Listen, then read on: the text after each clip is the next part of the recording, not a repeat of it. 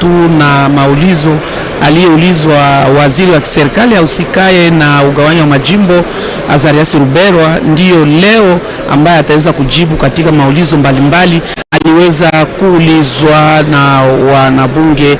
Tutaweza kuwajusha kusema kwamba maulizo ilikuwa kusema kwamba mbele walilomba wakuwe tuseme nationalite katika lugha ya Kibungo, wakuwe wanaraia wa Jamhuri ya Kidemokrasia ya Kongo, wakapewa ruhusa ya kupata nationalite, baadaye inakuwa mtaa ule ikatoka mtaa itakuwa tena kitu kingine ambaye wateule wale waliona kwamba kusema haiwezekane kwa jinsi namna gani waweze kupata mtaa unamna isio itajika.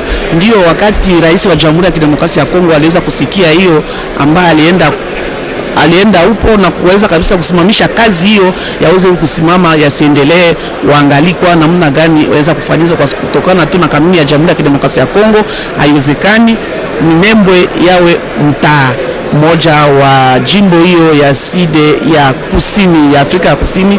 Ndio kusema wanabunge waliweza kabisa kusitika na ulizo hiyo, wanasema kwa nini wanaanza kulomba nationality kisha baadaye wanalomba tena mtaa. Udongo ni wakongomani, udongo sio ya watu wengine. Mtu mwenye kupenda kulomba nationality anaweza, ana ruhusa ya kupata kabisa ile ruhusa ya kuweza kupata nationality, sio udongo. Ndio neno liko hapa kupatikana hapa Palais du Peuple, ambaye waziri wa kiserikali usikae na ugawanyo wa majimbo ataweza hivi kujibu katika maulizo hiyo ambaye aliweza kuulizwa na wanabunge wenye kupatikana hapa, sasa vile mbunge Muindo Mzangi ambaye aliweza kuanza kumuuliza waziri ulizo hiyo ya kusema kwamba afasirie kabisa waziwazi ruhusa alipewa itoka wapi kwa kuweza kutia Minembwe yawe mtaa na kushimika mwenye mpara na kushibika mwenye mpara katika mtaa huo wa Minembwe, kwa sababu iweza kuzikisha kabisa wanabunge wanapenda wapate mafasilio kutokana na kanuni ya nchi, sio haiwezekani kamwe. Ndio waziri ataweza kujibu katika maulizo aliweza kuulizwa tangu Jumatatu tarehe 19 Oktoba mwaka tunayo, aliweza kuuliza hapa Palais du Peuple, na leo ndio ataweza kujibu leo tarehe 27 Oktoba mwaka tunapatikana hapa Palais du Peuple. Kilele kitaongozwa chini ya presidenti wa baraza la bunge Janine Mabunda, ambaye ataweza kuongoza kilele cha leo. Tunamchunga punge kidogo, ataweza kuingia kwa kuanza kilele.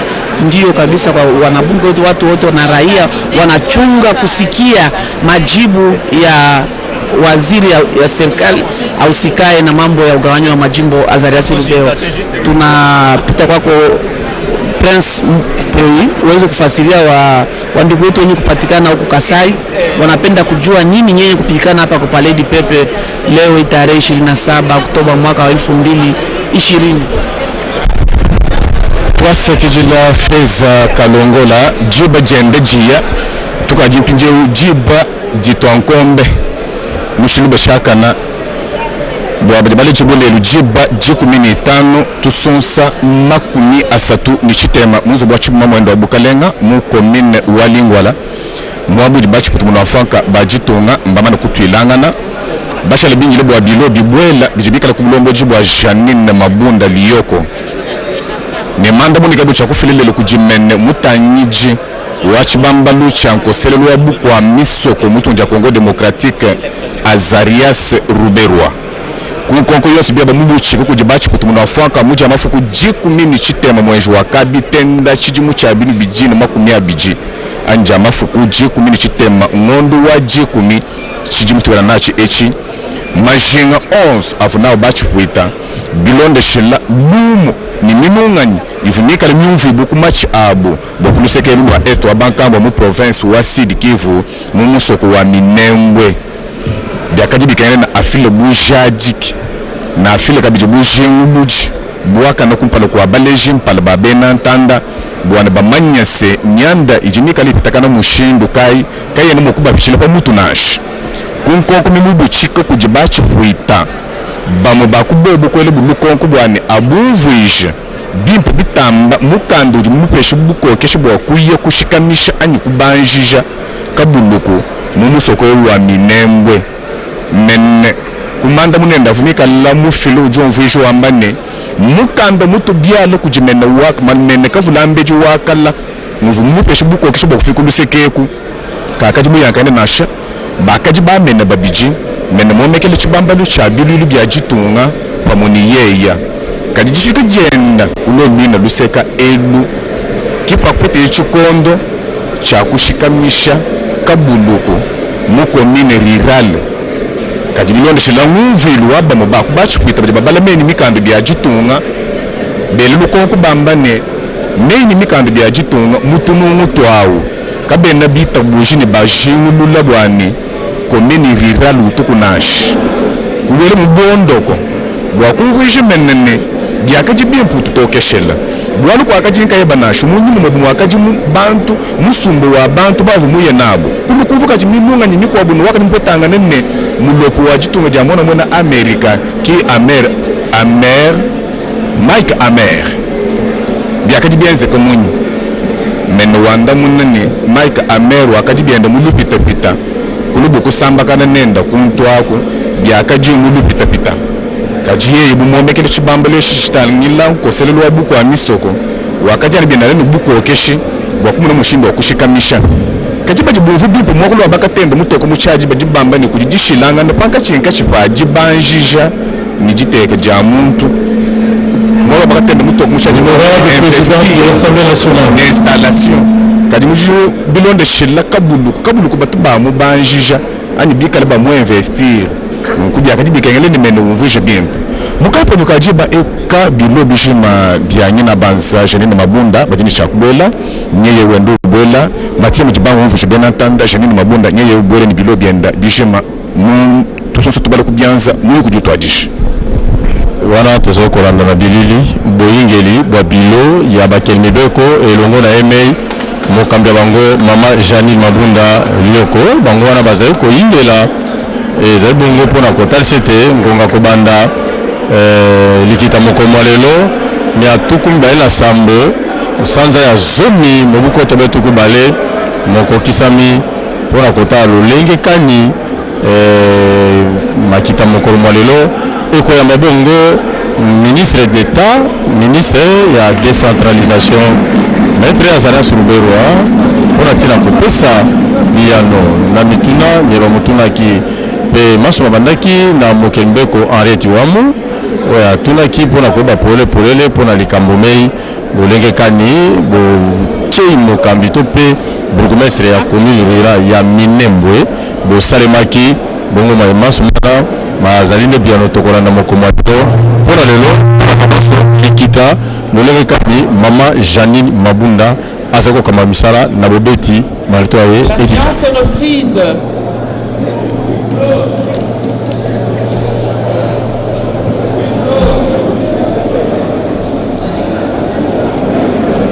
Je demande au service du protocole de faire entrer dans l'hémicycle le ministre d'État, ministre de la décentralisation et réforme institutionnelle, ainsi que le ministre des Relations avec le Parlement. Honorables députés, chers collègues, le son. Honorables députés, chers collègues, avant de rentrer dans le vif du sujet de notre plénière de ce jour, permettez-moi d'abord de vous remercier de votre présence et de prendre quelques instants pour partager avec vous quelques réflexions sur certaines réalités qui nous interpellent. Comme vous devez le savoir, il nous reste 49 jours avant la clôture de la présente session, alors que plusieurs sujets importants sont déjà inscrits à notre table des matières. Plusieurs autres sujets aussi requièrent notre attention. Depuis la reprise des classes le 12 octobre dernier, les enseignants du primaire, secondaire et technique ont engagé un mouvement de grève aux fins de revendiquer. Désorientés par la grève de leurs enseignants, les élèves ont aussi entamé quelques mouvements de revendication et parfois s'invitent à nos grilles. et tentent désespérément de mettre la pression sur les décideurs que nous sommes dans toutes les institutions pour trouver une solution aux problèmes de leurs enseignants. Ce type de questions devrait nous préoccuper. Chers collègues, les peuples congolais que nous représentons légitimement dans cet hémicycle se posent des questions sur plusieurs sujets et je crois qu'il est de notre devoir, par conséquent, de rester concernés et de rester concentrés sur la mission que nous a confiée le peuple congolais sur base des textes qui régissent le fonctionnement de notre institution et de notre République. Je ne saurais évidemment clôturer mon propos sans avoir une pensée de remerciement pour tous les députés provinciaux qui ont transmis à votre attention, les députés nationaux, leurs encouragements pour l'activisme et l'intensité de vos activités parlementaires, mais qui rappellent aussi la situation préoccupante qui est la leur et nous ne les oublions pas. Voilà les sujets qui vont continuer à occuper les 49 jours d'activité parlementaire qui nous restent. Monsieur le ministre d'État, Monsieur le ministre des Relations avec le Parlement, nous vous souhaitons la bienvenue et vous remercions une fois de plus pour votre disponibilité. Ainsi, chers collègues, nous allons poursuivre notre contrôle parlementaire sur l'interpellation du ministre d'État, ministre de la décentralisation et réforme institutionnelle. À ce sujet, je vous rappelle qu'à l'issue des interventions des honorables députés, à l'occasion de notre séance du lundi 19 octobre courant, et compte tenu de la pertinence de leurs préoccupations, l'Assemblée plénière avait accédé à la demande du ministre d'État de lui accorder un délai de 48 heures pour réponse. Nous allons à présent suivre cette réponse avant de donner la parole à l'interpellateur pour sa conclusion. Chers collègues, avant d'y revenir, je tiens à vous rappeler qu'en application des articles 26 et 27 de la loi relative aux finances publiques, le gouvernement a déjà déposé à l'Assemblée nationale le projet de loi de finances rectificative de l'exercice 2020. Nous allons donc compléter notre ordre du jour par l'ajout de ce point pour pouvoir en débattre. S'il n'y a pas d'objection, l'Assemblée plénière peut se prononcer à ce sujet. Qui sont pour? Qui sont contre? Qui s'abstiennent? Ce n'est pas aujourd'hui, mais nous devons l'inscrire pour pouvoir en parler. Au vu du résultat du vote, l'ordre du jour est adopté. L'intervention d'un des députés de veiller à ce que ce document soit disponibilisé et il semble que ça a déjà été donné.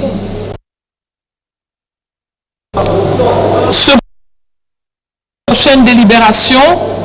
Cela étant, je voudrais revenir au point relatif à l'interpellation et sans plus tarder, je passe la parole à Monsieur le ministre d'État pour sa réplique.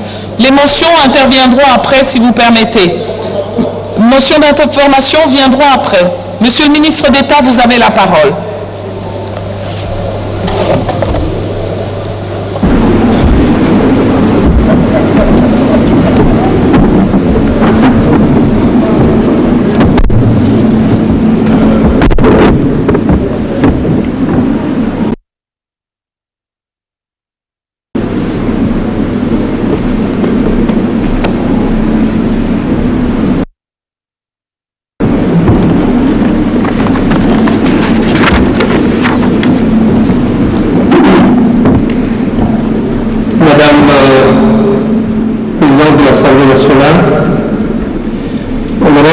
Du bureau, honorables députés nationaux et légitimes du peuple,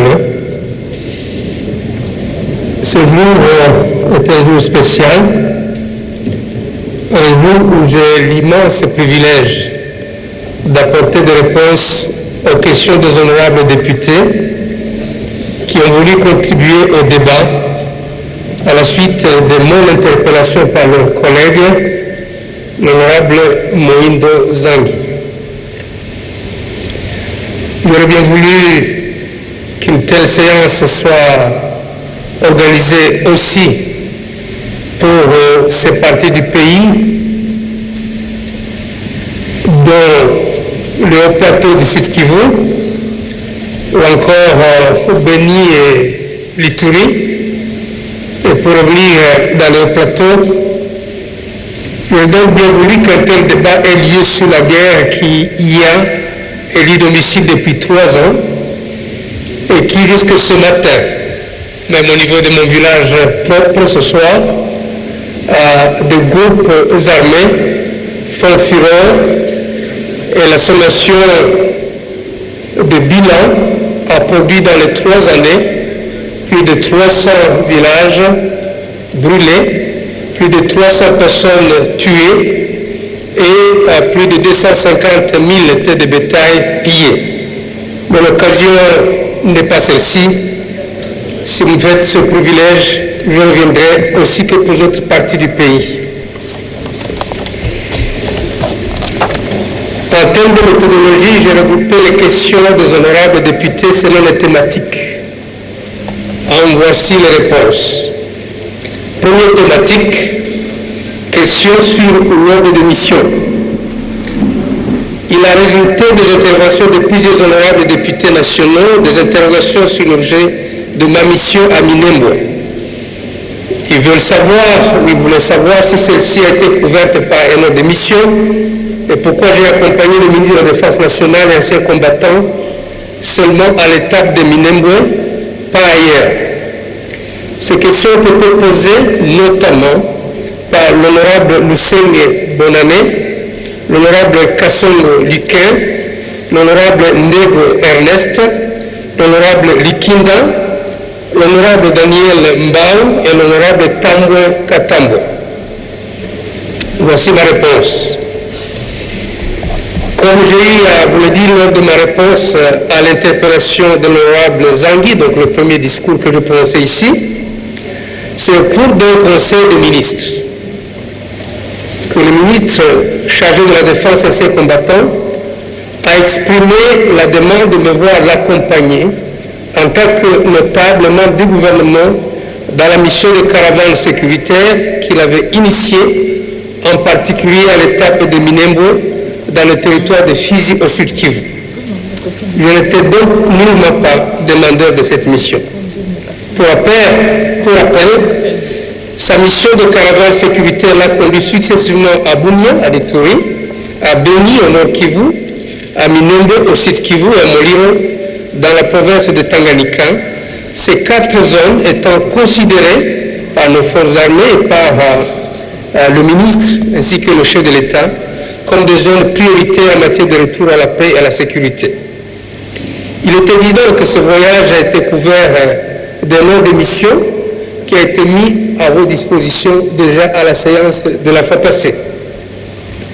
Par ailleurs, la question de savoir pourquoi les députés ont été mêlés dans cette mission relève de la compétence de mon estimé collègue qui était le chef de la délégation.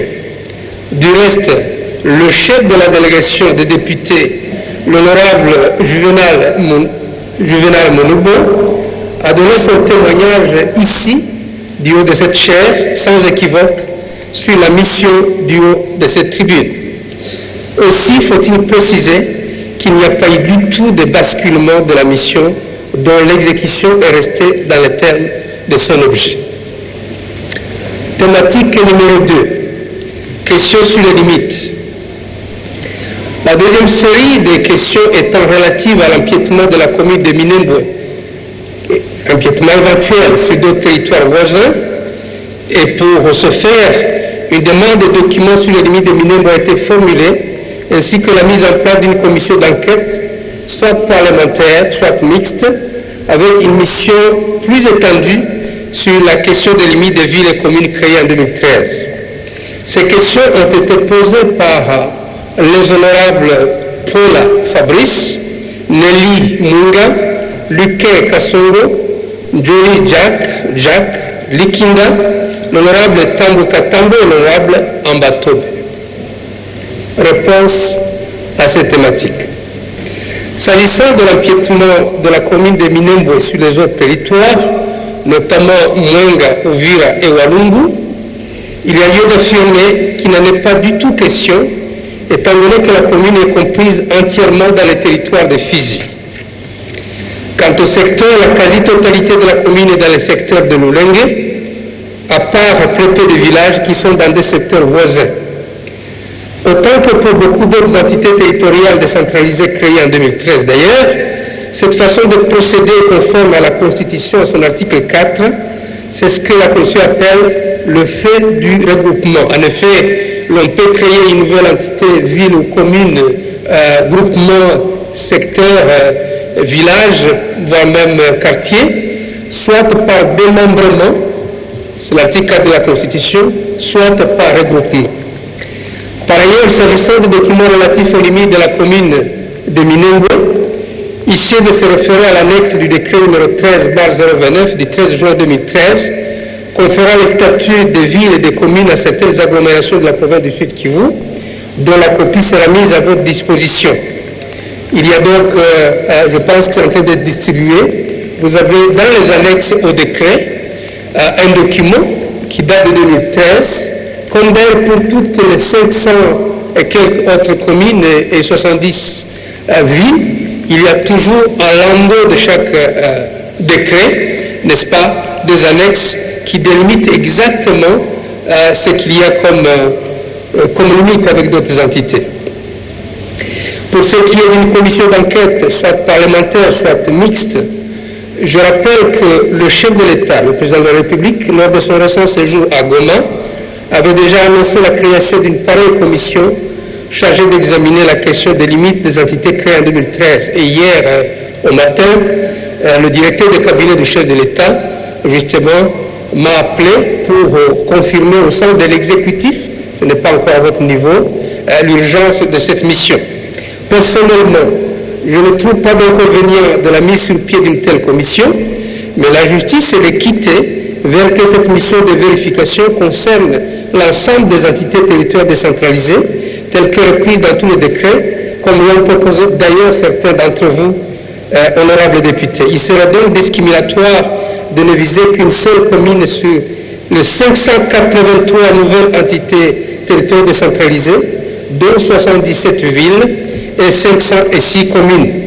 À cause du caractère général et impersonnel de la loi et par ricochet du décret, votre commission devrait viser des vérifications de l'ensemble de ces ETD, car au demeurant, le problème des limites se pose entre plusieurs entités, villes ou communes. Nous avons d'ailleurs des limites également, des conflits de limites, même entre les provinces. Le cas le plus patent est celui de la province de Maniema et de la province de la Chopo. Thématique numéro 3, honorables députés nationaux, élus légitimes de notre peuple. Question sur le nombre de la population. Les honorables Fabrice Pola, Nelly Munga, Eve Bazaïba et Lucenge Bonane ont voulu savoir le chiffre exact de la population de Minembwe, étant donné que pour les uns, c'est 90 000 habitants, pour les autres, 36 000 habitants, disons électeurs, pour d'autres encore, 11 000 habitants, 000 habitants. Réponse à cette thématique. Selon les données du bureau central de la zone de santé de Minembwe, et qui disons de santé de Minembwe, ne parle pas, si vous voulez, du Minembwe Centre, au 10 février 2010, la population était de l'ordre de 102 612 personnes. Je dispose avec moi le tableau du rapport du médecin-chef de zone, Dr Richard Chalangwa, que je ne connais pas. Il y a lieu de se référer également au tableau en annexe indiquant l'évolution de la population à partir de 2013 jusqu'en 2020. En effet, il y a des rapports émis par les zones de santé et ces rapports sont crescendo, ou du moins vont d'année en année. Ils sont consultables absolument au niveau de l'administration du service de santé. Par ailleurs, les sources de la CENI, il appelle des sources de la CENI que les électeurs dans l'antenne de Minembwe, le rapport de l'antenne de la CENI à Minembwe a indiqué le chiffre de 36 000 électeurs qui avait été enrôlé en 2018. C'est l'antenne de la CENI et je ne pense pas qu'un jour j'y travaillerai. Cependant, depuis lors, il s'est observé un grand mouvement de population à cause des affres de la guerre. L'hypothèse donc de 90 000 habitants, selon le nombre donné par le député Likinda qui s'est référé à la presse, n'est pas du tout à exclure, mais tout dépend de la période considérée, à savoir de 2006, au moment des élections, il y a eu, si vous voulez, un enrôlement. C'est important de se référer à ces chiffres de 2006. En 2009, il y a eu des enquêtes qui devaient justement préparer la création de villes et des entités. À travers le pays, ils sont consultables. Je conseille qu'ils soient considérés. En 2011, nous avons eu des élections qui ont été précédées également par, si vous voulez, ces vérifications de notre population. Qui a été signé. En 2015, la surséance. En 2018, de nouvelles élections. Et donc, il est possible, sur une échelle de 2016 à 2020, soit, je dirais, plus de 10 ans, plus de 14 ans, étudier la progressivité de la population et savoir, à part les majeurs, parce qu'on a eu 3 élections, donc c'est identifiable, les majeurs étaient de combien à chaque élection et les mineurs ou l'ensemble de la population étaient de combien. Mais les éléments que je vous donne sont ceux-là qui existent selon les sources que j'ai consultées et que vous pouvez consulter. L'hypothèse à exclure totalement est celle d'un honorable député qui a réduit la population à 3000 personnes. En fait, je pense que de façon erronée, il a considéré la population du centre de Minembwe et non de la commune de Minembwe, qui est un ensemble d'agglomérations qui est constitué de plusieurs dizaines de villages. Il ne s'agit que d'un nombre reflétant la population du centre et non la population de la commune. Honorable député, Madame la Présidente, honorable membre du bureau, j'en arrive à la thématique numéro 4. Question sur l'étude préalable et l'absence d'avis conforme lors de la création de la commune de Minembwe. Oui, honorable député, à savoir l'honorable Wamou, l'honorable Munga, l'honorable Lusenge, l'honorable Njoli, l'honorable Lokondo, l'honorable Kainda, l'honorable Ambatobe, l'honorable Bazaïba, sont revenus sur les études et sur l'avis conforme de l'Assemblée provinciale de Sud-Kivu, préalable à la création de la commune de Minembwe. Réponse à cette thématique, honorable député. Les questions posées par ces honorables députés nationaux relèvent de la période lointaine par rapport à mes fonctions de ministre en charge de la décentralisation. En effet, il y eut des ministres chargés de ce secteur bien avant moi, dont 2 exclusivement chargés de la décentralisation et, selon le cas, affaires coutumières ou encore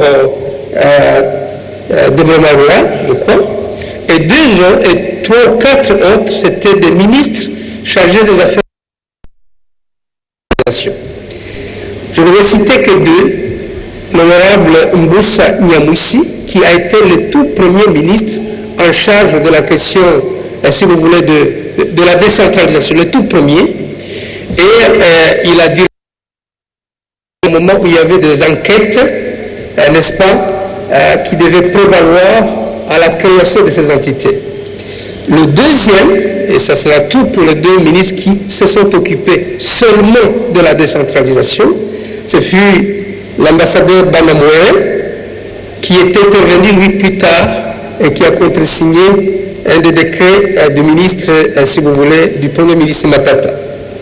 Les autres qui sont intervenus avaient chaque fois l'intérieur et la décentralisation dans leurs attributions. Je suis donc le 3e qui dirige ce secteur. En effet, juste après mes fonctions de vice-président de la République chargé des questions politiques, défense et sécurité en 2006, j'ai quitté le gouvernement et n'y suis rentré que 10 ans après, soit en décembre 2016. Donc de 2006 décembre, en 2016 décembre, je faisais partie de l'opposition. En principe, j'aurais dû ne pas répondre à ces questions, car pendant la période de l'enquête préparatoire et même pendant la période de la signature des décrets, je n'étais pas aux affaires. Cependant, en vertu du principe de continuité des services publics, je m'oblige à donner des éléments de réponse que voici. Constitution, premier élément. L'article 4 de la Constitution dispose: de nouvelles provinces et entités territoriales peuvent être créées par démembrement ou par regroupement dans les conditions fixées par la Constitution et par la loi. Il ressort de cette disposition qu'il est permis à l'État congolais, à l'État autant de créer de nouvelles provinces, autant de créer de nouvelles villes, autant de créer de nouvelles communes, autant de créer de nouveaux secteurs, de nouveaux groupements, de nouveaux villages, et j'en passe. Le mode de cette création procède soit du démembrement, c'est-à-dire de la subdivision d'un tout qui existe déjà, une province qui a été démembrée en 4, par exemple l'ancienne province du Katanga. L'Équateur a été démembré en 5 provinces, l'ancienne province orientale en 4 provinces. C'est le mécanisme du démembrement, c'est constitutionnel. L'ancienne Bandundu en 3 provinces, l'ancienne Kivu en 3 provinces. Et donc, le mode de cette création procède du démembrement, subdivision d'un tout existant déjà, une province, un territoire. Nous avons d'ailleurs, pour prendre l'exemple du Sud Kivu, on a payé tous les territoires que nous avons aujourd'hui. Pour citer le tout dernier territoire, il a été créé en 1977, le territoire d'Idji, il procède de Calais. Donc, vous avez Walungu qui est né plus tard, Fizi qui est né plus tard. Au départ, ce n'était pas le nombre de territoires que nous avons. Mais ça peut être des villes également. D'ailleurs, il y a un projet de faire de Kinshasa 2 villes, si les études les justifient. En tout cas, la vision, elle est là. Ou des communes, ou des secteurs, et ainsi de suite. Ou alors, soit regroupement des entités séparées qui sont unifiées en vue d'une nouvelle entité. Donc, on peut avoir une nouvelle entité, une nouvelle commune, qui prend le regroupement d'une partie des secteurs. C'est constitutionnel. Ces éléments permettent de comprendre que la commune de Minembwe est située donc entièrement dans le territoire de Fizi, comme je l'ai dit auparavant. Ça, c'était la Constitution, c'était l'économie de l'article 4 de la Constitution. Maintenant, parlons de la loi, laquelle il s'agit de la loi organique numéro 08/016 du 7 octobre 2008 portant composition, organisation et fonctionnement des entités territoriales décentralisées et leur rapport avec l'État et les provinces en matière légiférée. L'article 46 de cette loi organique dispose qu'au terme de la présente loi, il faut entendre par commune tout chef-lieu de territoire, toute subdivision de la ville ou toute agglomération ayant une population d'au moins 20 000 habitants, à laquelle un décret du Premier ministre aura conféré le statut de commune. Ce décret est pris sur proposition du ministre de la République ayant les affaires intérieures dans ses attributions, après avis conforme de l'Assemblée provinciale. La commune est subdivisée en quartiers et ou en groupements incorporés. Toutefois, les chefs-lieux des secteurs de chefferie ne peuvent être érigés en commune.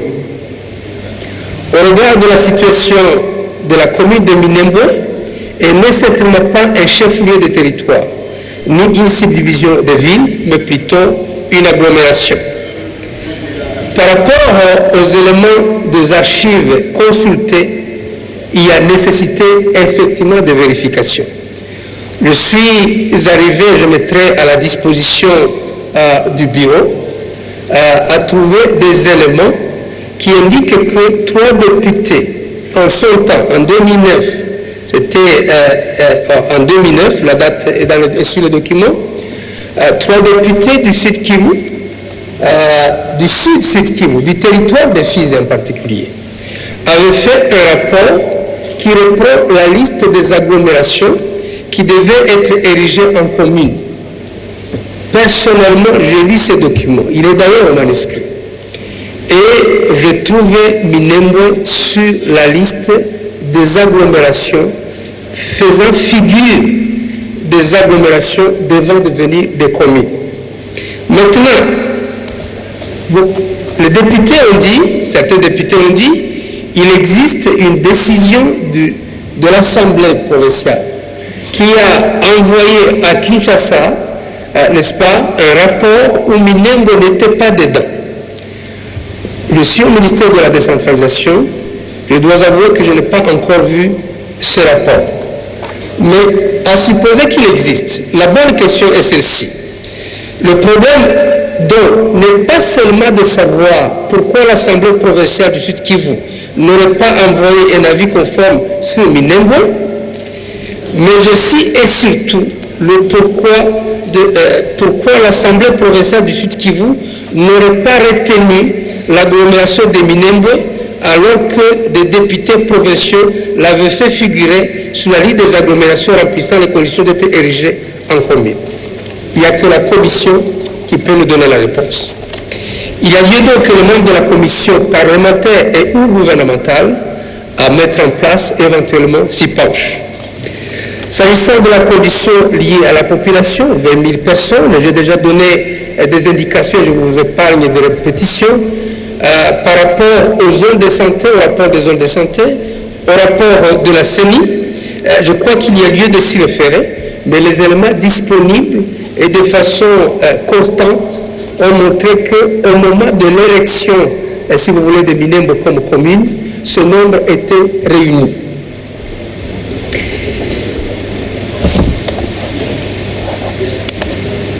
De ce qui précède, toujours dans cette thématique numéro 4, les propositions des honorables députés tendant à obtenir un décret du Premier ministre, ça a été dit aussi ici, annulant purement et simplement la commune de Minembwe, ou alors la saisine du Conseil d'État, j'ai vu que ça s'est fait d'ailleurs entre la dernière audience, j'allais dire, et celle-ci, un honorable député a saisi le Conseil d'État. Je disais donc de ce qui précède, les propositions des honorables députés tendant à obtenir un décret du Premier ministre annulant purement et simplement la commune de Minembwe, ou la saisine du Conseil d'État en vue d'annuler le décret ayant créé la commune de Minembwe, me paraissent précoces et de nature discriminatoire.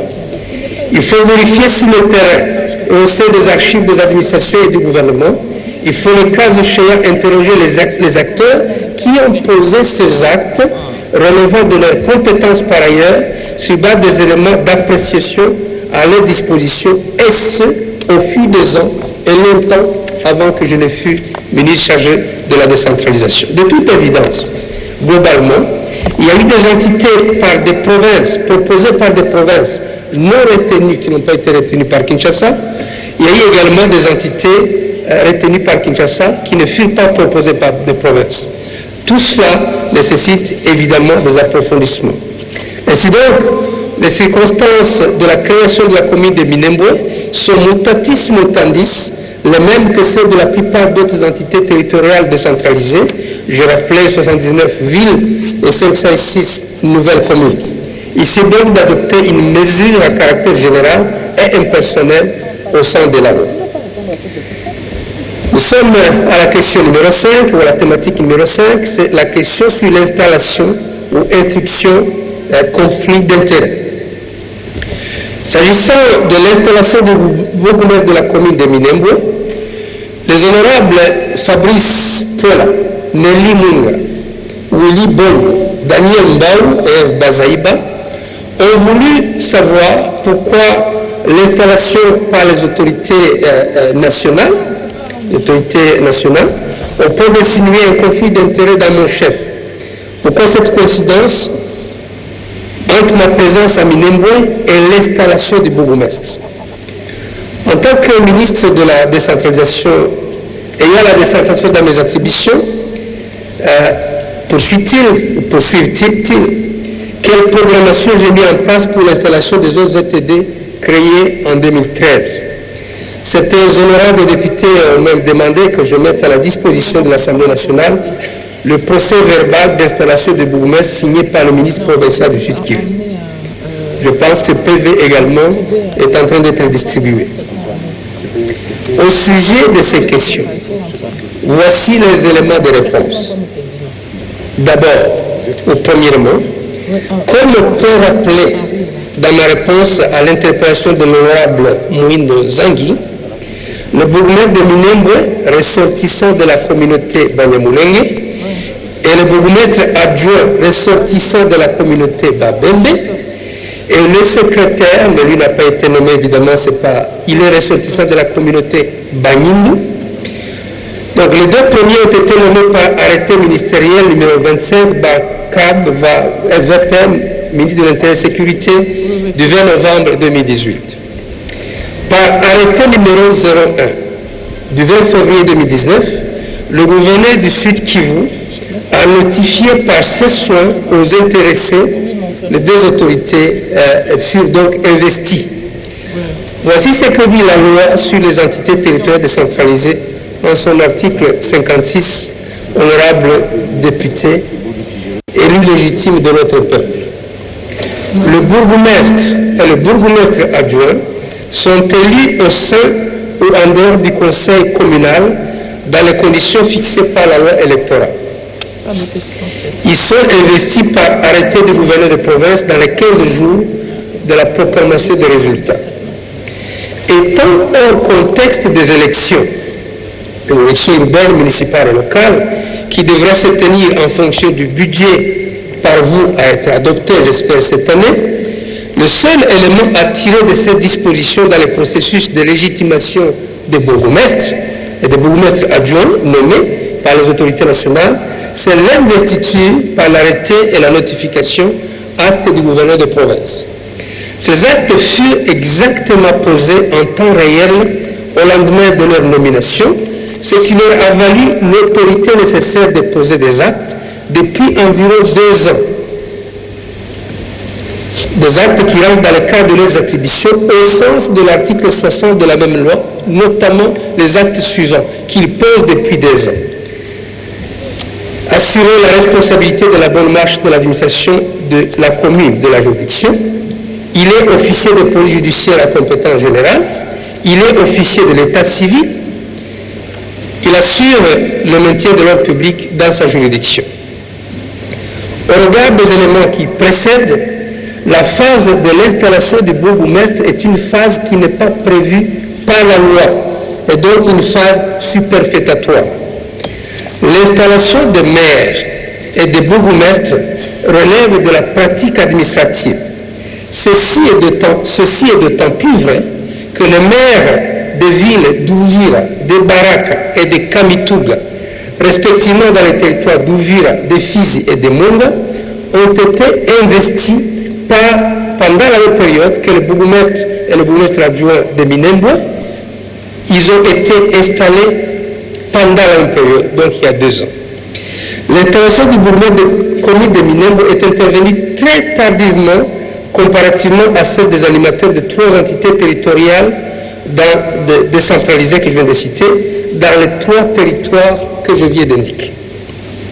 Du reste, au sud Kivu, tout se passe au sud Kivu.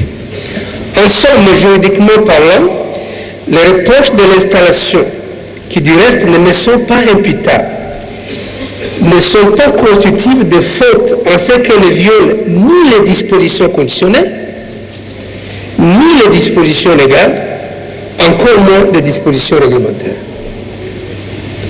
Cette installation ayant été l'œuvre du ministre provincial de l'Intérieur, décentralisation, sécurité et affaires coutumières, c'est un acte relevant de la pratique et non de la loi, et donc il n'y a pas de sanctions rattachées à cette pratique et qui rentre dans le cadre de cette attribution, comme le témoigne d'ailleurs un élément sonore que vous avez bien suivi. En effet, le 2 octobre, en période pratiquement non suspecte, le ministre de l'Intérieur, décentralisation, affaires coutumières, sécurité du Sud Kivu, le 2 octobre donc, nous sommes aujourd'hui au-delà du 20 octobre, C'était pendant une période non suspecte. Il venait de faire une semaine, venant de Minembo. Il a fait une conférence de presse où il a dit au monde qu'il s'étonnait de ce que les gens étaient en train de s'émouvoir par rapport à ce fait bénin, selon lui, qu'il a posé dans le cadre de ses compétences. Une semaine après, j'ai dû faire une conférence de presse. Ça faisait 2 semaines que j'avais gardé un calme complet. Je ne m'étais pas du tout exprimé, mais j'ai eu tout le coup de foudre du monde. Alors, lorsque je me suis exprimé, j'ai dit exactement ce que le ministre de l'Intérieur avait fait et avait rendu public au monde une semaine avant. Depuis que j'ai parlé, il s'est passé encore une semaine, jusqu'à la soirée où nous étions dans cette salle, la nuit tombante, lorsque, en ce moment-là, le ministre s'est souvenu qu'il avait le droit de se rebusser. Et donc, il s'est contredit. Le droit, c'est une façon de le dire. Et pendant 2 semaines, le monde a écouté un élément sonore de ce ministre qui assume. Je ne le condamne même pas, parce que c'est un acte qui relève de ses attributions et de ses compétences. Ce que je condamne, c'est qu'un homme d'État, à ce niveau, parce qu'en 1996, c'est ce même ministre, si vous voulez, de l'Intérieur au Sud-Kivu, qui, n'est-ce pas, au début de la guerre, avait annoncé que pendant 7 jours, si le Banyamulenge ne quittait pas les lieux, le feu allait consumer toutes ces montagnes. Donc, ce que je condamne, c'est cette façon d'agir carré-carré. Il aurait dû assumer, et donc, ça m'a surpris, mais je ne change rien en ce que j'ai dit, et je n'ai pas, moi, non seulement l'habitude de mentir, mais je ne mens pas du tout.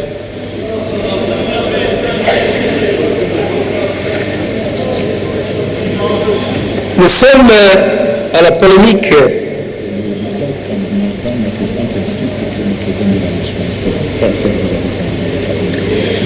Au niveau de la thématique numéro 6, autre question relative à la mise en œuvre de la décentralisation. Les honorables Henriette Ouamou, Fabrice Puela, Nelly Munga, Kassongo, Lusenge, Luquin Kassongo, il y a Lusenge Bonane, et Luquin Kassongo, Jacques Njoli, Pierre Kangoudia, Thomas Lokondo, Ernest Ndengo, Adel Kainda, Ambatobe, Geneviève Inagossi et Juvenal Monobo ont voulu savoir mon apport en tant que ministre de la décentralisation sur la programmation de l'opérationnalisation des nouvelles villes et communes créées en 2013. S'agissant de la programmation de l'opérationnalisation des villes et communes créées en 2013, celle-ci se fait progressivement et en fonction des moyens financiers. C'est dans ce cadre que récemment, j'ai présenté par devant le Conseil des ministres, à la veille du 30 juin, le Conseil des ministres devait se tenir le 29 ou le 28, si ma mémoire est bonne, le dossier de Lumumba-Ville, avec ces 2 communes, à savoir Ewango et Wombonyam. J'ai donc présenté ce dossier au Conseil des ministres. Ça m'a valu, si vous voulez, de bons sentiments de la part de tout le monde, parce qu'il fallait honorer l'espace où est né notre, si vous voulez, notre héros national. Le dossier est passé sans difficulté au Conseil des ministres, mais il a été sélectionné parmi beaucoup de villes créées. Il m'a paru nécessaire, à la veille des 60 ans de l'indépendance, de rendre opérationnelle la ville Lumumba-Ville. Et le chef de l'État a pris les ordonnances qui nomment les maires et les bourgmestres, c'est les ordonnances numéro 20/131 et 20/132. Et pour le moment, la semaine qui s'est achevée, nous avons reçu les instructions, le vice-premier ministre et ministre des Infrastructures et moi-même, de nous rendre sur les lieux et de travailler avec des ingénieurs et d'autres, si vous voulez, sur la construction, le plan de la ville. Certainement, le ministre de l'aménagement du territoire fera partie.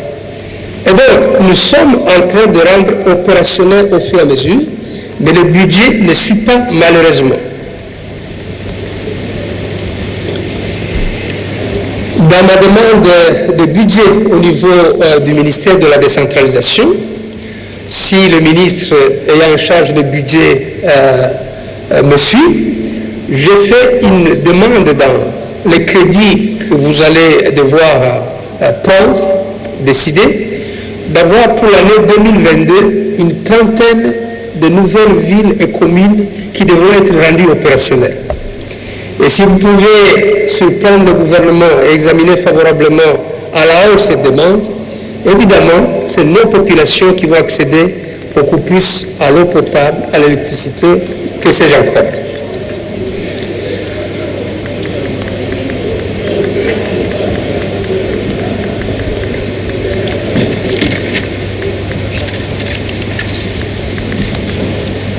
Alors, s'agissant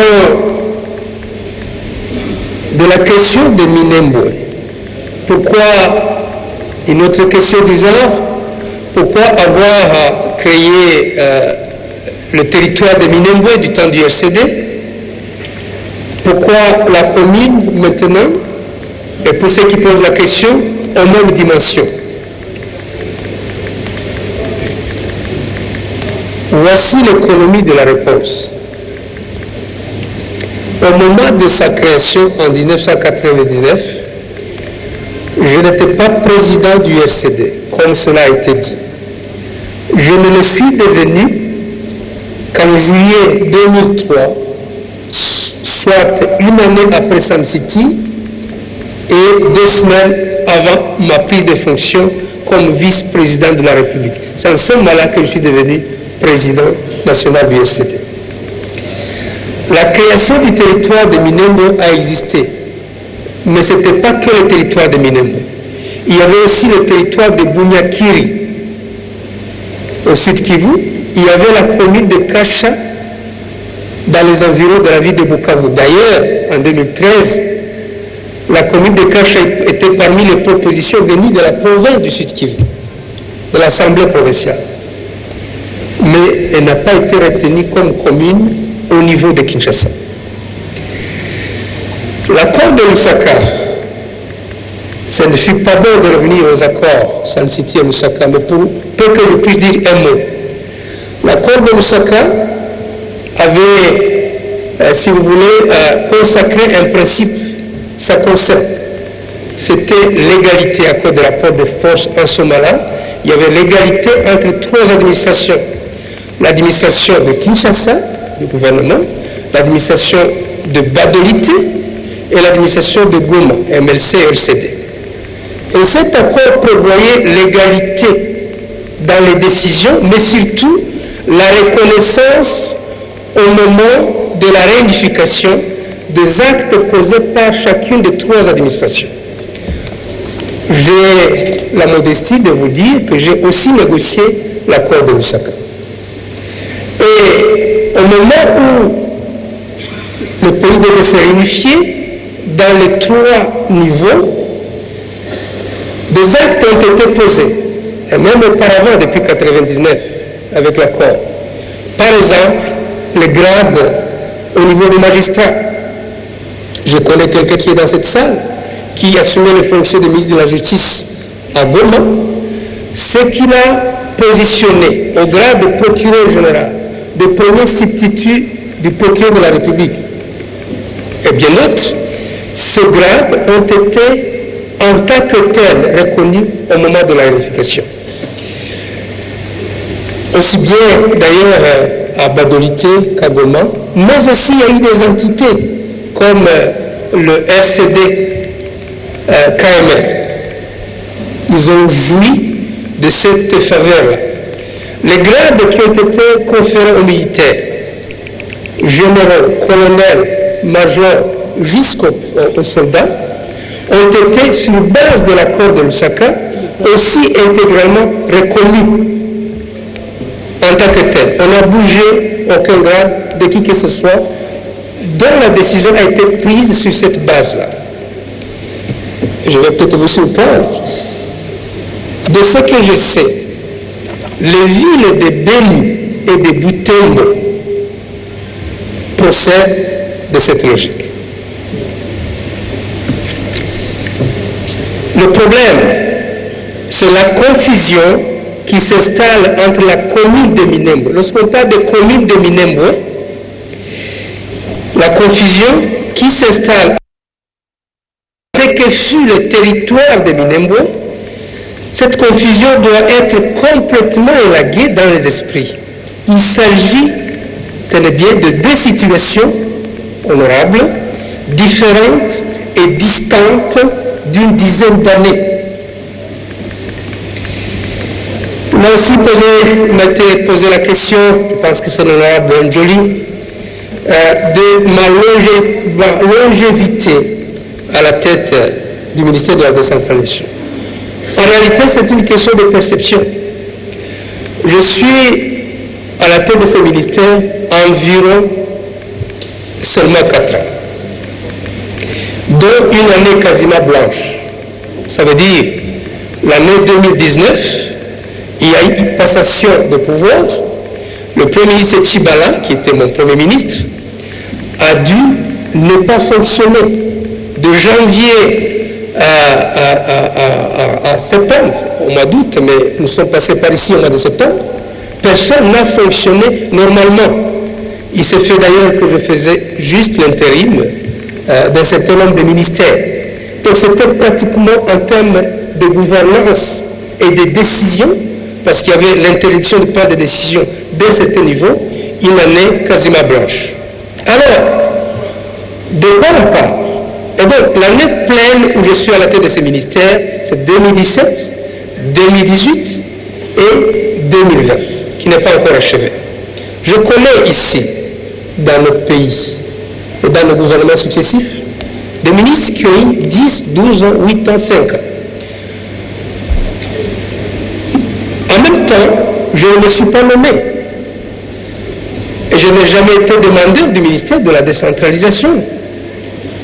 J'aurais bien voulu faire le choix, à cause de mes fonctions d'ancien vice-président qui avait la commission qui regorgeait tous les ministères de souveraineté, à savoir les affaires étrangères, la défense, l'intérieur, comment dirais-je, la justice. J'aurais pu, et certains dans cette salle peuvent connaître mes tendances, j'aurais pu choisir tel ou tel autre ministère. Mais je me contente du peu, pourvu que ça produise de fruits. Non, franchement, il y a une façon de parler qui ne va pas nous amener. Il m'a été également opposé par mon ami l'honorable Kangoudien la traduction d'une vidéo qui aurait circulé, je n'en connaissais pas le terme, à Minembwe, où je me serais exprimé dans ma langue vernaculaire en rapport avec l'installation de la commune de Minembwe. Je voudrais vous dire que lorsque j'étais à Minembwe, avec des députés qui sont dans cette salle, et des ministres, et le ministre en Swahili, l'élément existe. Et donc, mais je me suis surpris récemment en train d'écouter une interview en français, l'interview de M. Robert, ministre de la décentralisation. Et j'ai appuyé, c'était une autre personne et une autre voix qui m'imitait. J'ai vécu ça. Que Dieu vous en parle. Question sur l'identité. Nous sommes dans la thématique numéro 7 et nous allons bientôt chuter. L'honorable Yamo et l'honorable Bazaïba ont posé des questions relatives à l'identité de Banyamulenge, en particulier à l'identité des Tutsis en général. Voici les éléments de réponse. Je ne suis pas là pour justifier ma nationalité, ni celle des membres de ma communauté. Cette question est au bon endroit, devant les bonnes personnes et au bon moment pour le dire. Cette question relève de la Constitution, en son article 10, spécifiquement les alinéas 2 et 3. Cependant, Madame la Présidente. Oui, Monsieur le Ministre, si vous pouviez accélérer, s'il vous plaît. Honorables députés, je mettrai à la disposition de votre bureau une documentation riche. Vous avez dans ces documents, dans cette documentation, les écrits de 9 auteurs, des écrits qui n'ont pas été faits par des Congolais et qui ont été écrits en période non suspecte, lorsque personne ne savait qu'il y aurait naissance de ce genre de débat. Et le dernier de ces auteurs est Philippe Reijens, très connu, c'est un Belge, et Maris, qui ont dit ceci. Seuls les Tutsis Banyamulenge n'ont pas de collectivité propre. Si certains décrets ont, dans le passé, accordé aux Tutsis Banyamulenge une entité administrative, et dont de date 1891. Monsieur le ministre, avec tout respect, si vous pouvez accélérer, s'il vous plaît. 1906. Monsieur le ministre, si vous pouvez accélérer. Merci. La circulaire, je vais arrêter, elle est du ministre belge Franck. Je me permettrai donc de mettre à votre disposition la documentation nécessaire.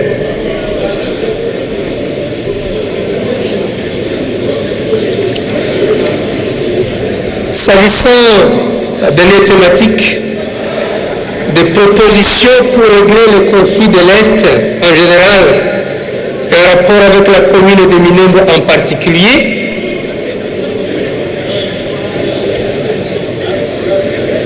voici les éléments de réponse. Première proposition qui ont été faites, si vous voulez, cette question a été posée par l'honorable Ouamou et l'honorable Bazaïba. Il y a 4 ou 5 propositions. La première, mettre fin à la guerre et, le cas échéant, imposer la paix. Deuxième proposition, adopter des lois qui favorisent la réconciliation nationale.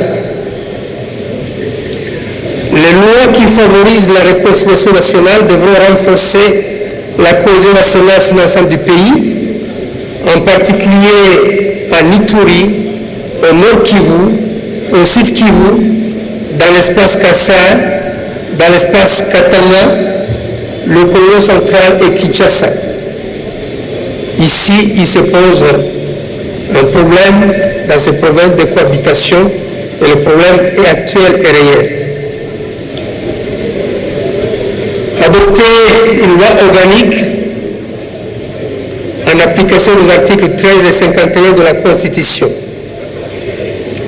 Organiser une conférence de paix sur la cohésion nationale par rapport à la cohabitation et dans les provinces que j'ai indiquées. Adopter une loi qui réprime sévèrement l'expression, les discours et les messages dans les réseaux sociaux qui véhiculent la haine ethnique. Assurer la gouvernance locale et le développement local. Et une proposition qui va certainement surprendre pour mettre fin à des suspicions. Je pensais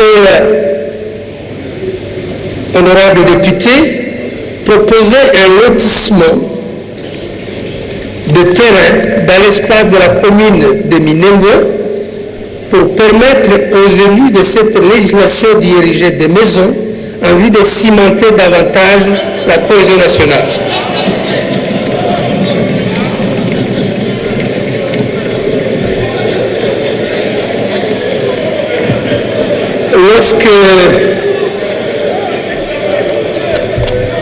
Lorsque l'honorable...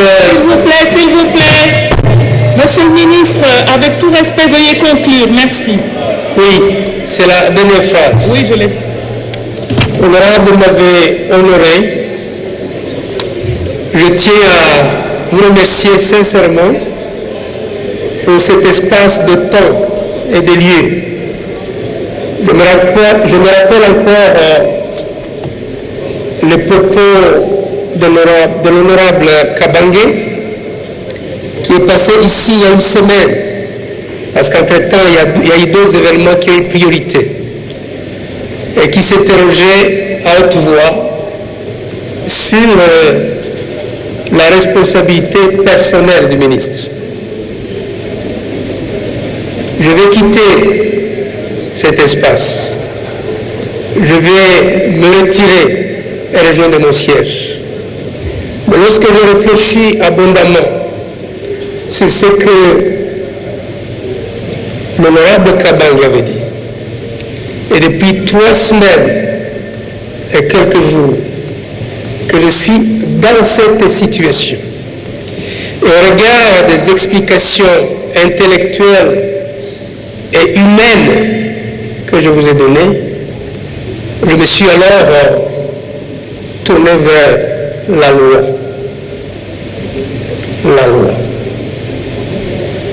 La loi est le livre des lois qui est au-dessus de toutes les lois. Parle de Daniel au chapitre 6. Je vous remercie.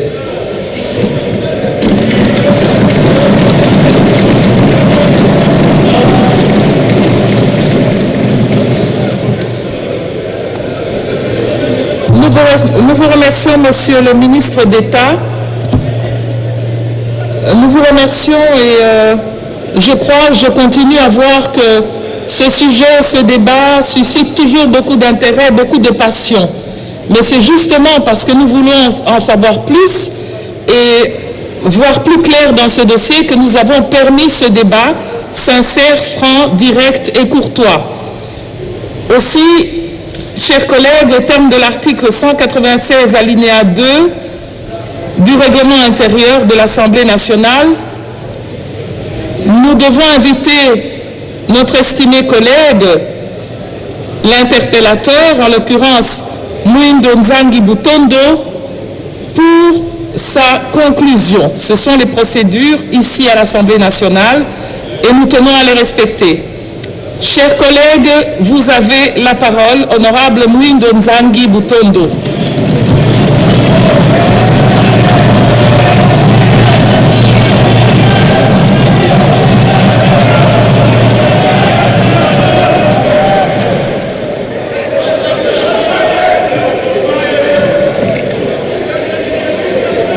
S'il vous plaît, collègues, nous avons dit que nous agissons dans un débat sincère et en toute courtoisie et sérénité.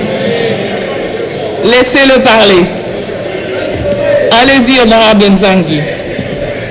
Honorable président de l'Assemblée nationale, distingués membres du bureau, honorable député et très chers collègues, c'est un honneur pour moi d'avoir déclenché par mon initiative un débat si capital pour le pays. Je remercie donc le bureau et sa présidente qui aujourd'hui doit recevoir les félicitations de tous les Congolais pour avoir permis pour la première fois qu'on puisse débattre de manière sincère sur ce débat sur Minembwe.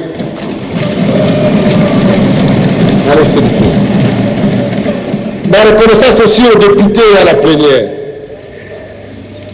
Le jour de la recevabilité de cette interpellation, j'ai vu sur le visage des Congolais, unis pour dire on doit savoir ce qui se passe. C'est de cette unité que le Congo a besoin pour se relever. Lorsque les enjeux importants sont là, nous devons être capables de nous unir et de parler un seul langage et de dire, essayons de sauver notre pays. Je n'oublie pas les forces vives, les évêques, la société civile, la population tout entière, la diaspora, tous ceux qui se sont mobilisés pour que ce débat puisse être un succès. Honorable Présidente, dans cette conclusion, je vais parler de trois choses. La création frauduleuse de la commune de Minembwe, l'installation provocatrice de la commune de Minembwe, les antécédents et les menaces sérieuses contre l'unité du pays. Je vais aussi en profiter pour répondre à certaines contre-vérités avec courtoisie que j'ai pu attendre ici et puis je vais conclure par des suggestions et des recommandations. La création frauduleuse de la commune de Minembwe. Le ministre en a parlé, mais je voudrais revenir un tout petit peu. L'article 46 de la loi organique numéro 08/06 17 octobre 2008 portant composition, organisation et fonctionnement des ETD et les rapports avec l'État et les provinces. Il dit ceci, au terme de la présente loi, il faut attendre par commune tout chef-lieu de territoire. 2. Toute subdivision de la ville ou toute agglomération ayant une population d'au moins 20 000 habitants, à laquelle le décret du Premier ministre aura conféré le statut de commune. Ce décret est pris sur proposition du ministre de la République ayant les affaires intérieures à cette attribution après avis conforme de l'Assemblée provinciale. Pour récapituler cet article, la commune c'est une agglomération. Je ne vais pas emprunter le terme commune rurale, mais la commune c'est une agglomération. Dans la définition de l'agglomération, c'est une cité, un lieu où se massent les habitations. La commune, ce n'est pas des fermes, des endroits où les gens habitent de manière dispersée sur une longue étendue et ils réunissent 20 000 personnes. Non. C'est des populations qui se massent à un lieu. Et la procédure à suivre, c'est le déclassement par le ministre de l'Intérieur, l'avis conforme de l'Assemblée provinciale, la proposition de décret par le ministre de l'Intérieur et puis la signature du décret par le Premier ministre. Qu'en est-il de Minembwe?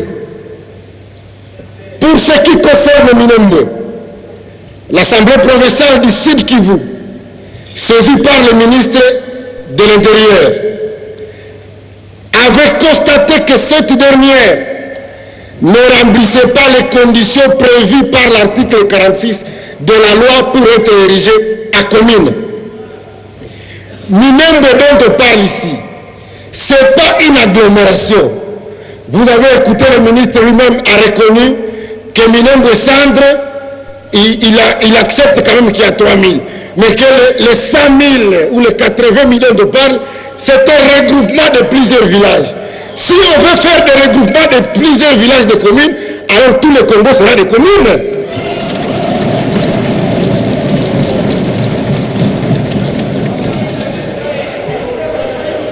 Il y a plutôt de vastes étendues de prairies avec des pasteurs dans un habitat dispersé, chacun à côté de ses vaches.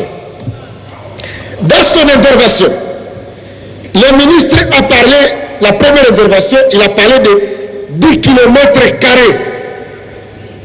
avec 36 000 ou 37 000 arrolés. 36 000, merci. Avec les estimations que les arrolés ont tous plus de 18 ans et que les moins de 18 ans représentent au Congo 53% de la population, il voulait donc nous dire que Minembwe compte plus ou moins 80 000 habitants. Si nous mettons les 80 000 habitants sur les 10 km², ça veut dire pour le ministre Rouberois, c'est 8 000 habitants par kilomètre carré. Alors que la commune de la Gombe, c'est 3 037 habitants et kilomètre carré selon les données de 2020. Est-ce que vous avez vu à Minembwe une agglomération de 8000 habitants par kilomètre carré?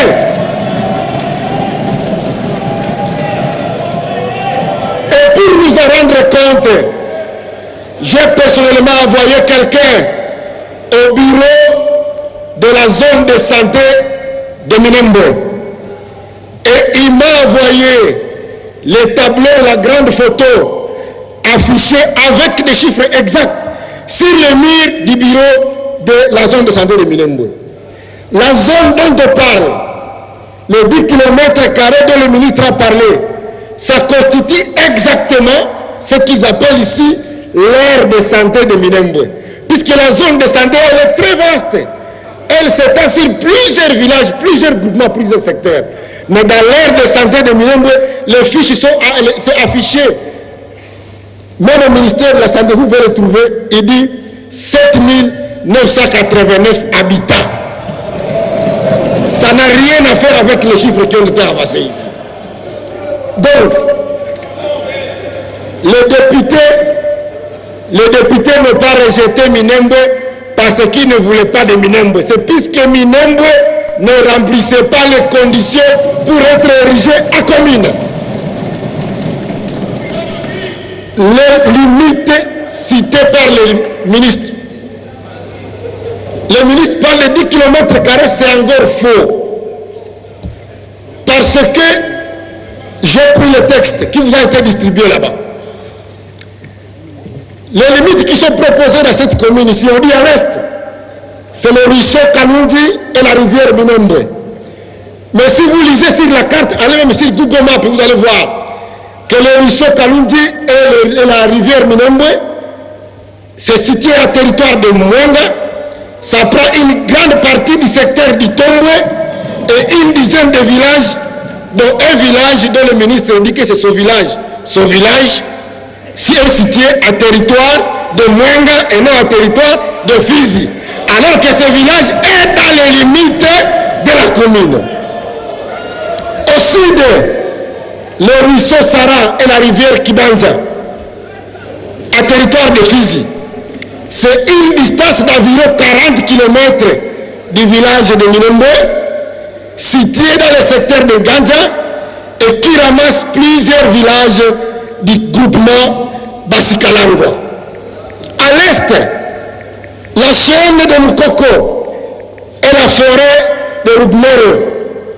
Il englobe 22 villages du secteur de Tanganyika dans le groupement de Basilocha et le groupement de Balala Nord et une partie du secteur de Mutambala en groupement Basimukidje.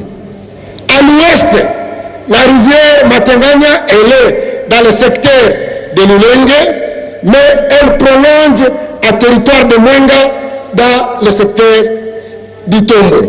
En bref, la fameuse commune prend les terres de 5 secteurs et 10 groupements à territoire de Fizi et à territoire de Mwenga. Et de bout à l'autre, il y a une distance de 56 km de longueur.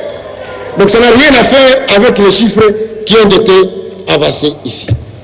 La prolongation de cette commune à territoire de Mwenga consacre la violation de la loi parce que l'article 2 de la loi organique numéro 10, barre 011 du 18 mai 2010 portant fixation des subdivisions territoriales à l'intérieur des provinces stipule que la province est une composante politique et administrative du territoire de la République. Elle est subdivisée à villes et territoires.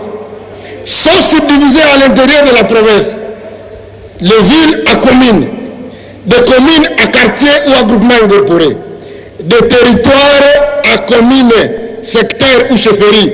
Et lorsqu'une commune prend l'étendue dans des territoires, il viole l'article 2 de la loi précitée. L'insertion frauduleuse de Minembwe dans le décret. Lorsque l'Assemblée provinciale a refusé d'accorder la vie sur Minembwe, une commission spéciale a été dépêchée là-bas par le ministère de la décentralisation pour essayer de convaincre les députés provinciaux. Et quand le ministre a raconté l'histoire de 3 députés qui avaient écrit, c'est une histoire vraie. On a essayé d'isoler quelques députés pour les convaincre que Minembwe doit devenir une commune. On a soumis pour la deuxième fois à l'Assemblée provinciale de Sud Kivu le vote pour la vie. L'Assemblée a refusé parce que Minembwe ne remplissait pas les conditions. Et donc le Premier ministre Mouzito, en 2012, il a sorti la première partie des décrets qui sont conformes aux avis, et donc Minembwe n'y était pas.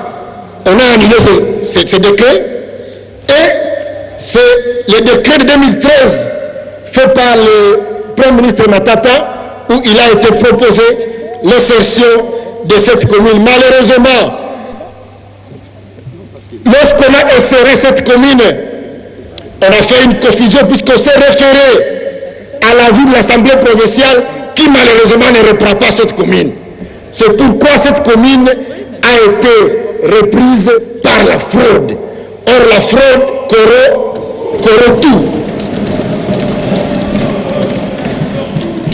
Une commune insérée dans un décret sans l'avis conforme de l'Assemblée provinciale n'en est pas une. Donc cette commune-là n'existe même pas.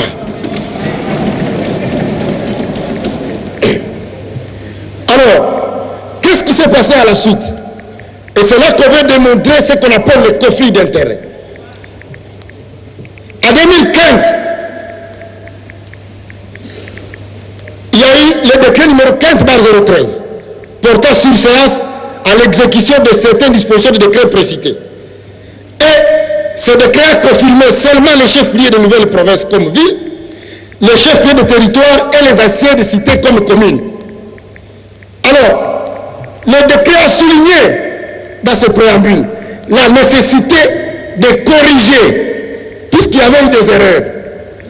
Mais le ministre qui est devant nous a préparé en 2018 un décret portant levé de la surséance de l'exécution de dispositions des décrets précités. Ce décret-là est signé par le Premier ministre Bruno Tshibala, contresigné par le ministre de l'Intérieur et le ministre de la décentralisation Azarias Roubero. Le même jour, le 30 mai, ils ont signé l'arrêté interministériel portant exécution du décret qui avait été signé le 30 mai. Encore une fois, ce décret, cet arrêté interministériel est signé par le ministre de l'Intérieur à cette époque, Mova, et par le ministre Azarias Roubero. Et à l'annexe de cet arrêté interministériel, ils ont ajouté la fameuse commune de Minembwe. De la désignation du bourgmestre. Le 22 novembre 2018, pendant que nous étions en campagne, le ministre de l'Intérieur a désigné le bourgmestre et le bourgmestre adjoint de la commune de Minembwe. Alors que l'article 126 de la loi précitée, le ministre l'a lu ici, a référé la désignation en attendant l'élection dans les communes à la loi, au décret de 008 du 2 juillet 1948, qui dit ceci: le bourgmestre est nommé par décret du président de la République sur proposition du ministre ayant les affaires intérieures dans ses attributions. Alors, pourquoi ils se sont précipités à désigner le bourgmestre en violation de la loi? Pourquoi ils n'ont pas intéressé le président à l'époque, Joseph Kabila, pour qu'il signe la désignation de ce bourgmestre? Parce que le président Joseph Kabila connaît bien le dossier et ne pouvait pas signer ça. Puisqu'il est né dans le secteur de Lulenge, là-bas, il connaît bien le dossier. Il ne pouvait pas le signer. Et donc, même la désignation du bourgmestre a été faite en violation de la loi. De l'installation du bourgmestre. Désordre de mission. Désordre de mission signé le même jour pour le même itinéraire, le même nombre de jours, curieusement à deux temps différents, parce que c'est deux ordres de mission qui comportent des numéros qui se distancent. Mais je me pose la question, comment les ministres d'État pouvaient-ils se retrouver membres d'une délégation présidée par un ministre? alors que c'est lui qui est le plus pressé. Honorable Nzangi, vous revenez au débat alors. Vous revenez au débat là.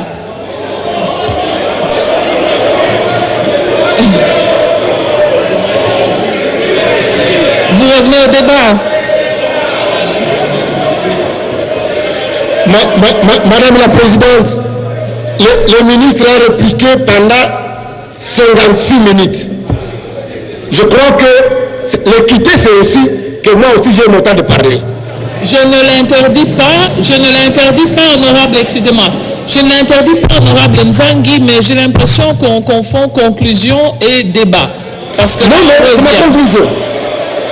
D'accord. Du calme. J'essaie de comprendre son cheminement. Merci. Merci beaucoup, Madame la Présidente. Je vais tenir compte de la remarque. Allez-y. Le ministre d'État nous a dit que c'est au cours des conseils de ministres que la mission de Minembwe était décidée. Or, jusque-là, à notre connaissance, tous les conseils de ministres sont présidés par le chef de l'État. Et dans son adresse au député à Goma, le chef de l'État avait bien dit qu'il n'était pas au courant de cette mission. Donc, de quel conseil de ministres parle-t-on? Troisièmement, le ministre a toujours chanté la bonne gouvernance. Et ce parti a comme slogan la bonne gouvernance. On le lui reconnaît. Mais comment comprendre que les désordres de mission qui ont été signés le même jour, avec le même itinéraire, se retrouvent avec deux bailleurs de fonds? Un ordre de mission qui doit être payé par la Banque mondiale, un autre ordre de mission qui doit être payé par le Trésor public. Je me demande, est-ce que les fonds induits qui ont été perçus ont été remboursés dans la caisse de l'État selon la procédure? Est-ce que l'installation du bourgmestre était fait du hasard, une coïncidence, ou c'était fait programmé? Voici, honorable présidente, ma conclusion sur cette question-là de l'installation du bourgmestre. Les membres de la délégation de la caravane de la paix ont été informés à l'aéroport de Kavumu par des militaires qu'au-delà de la mission de la paix, ils vont aussi installer un bourgmestre. Ils sont là, ils ne disent pas le contraire. Tout était préparé.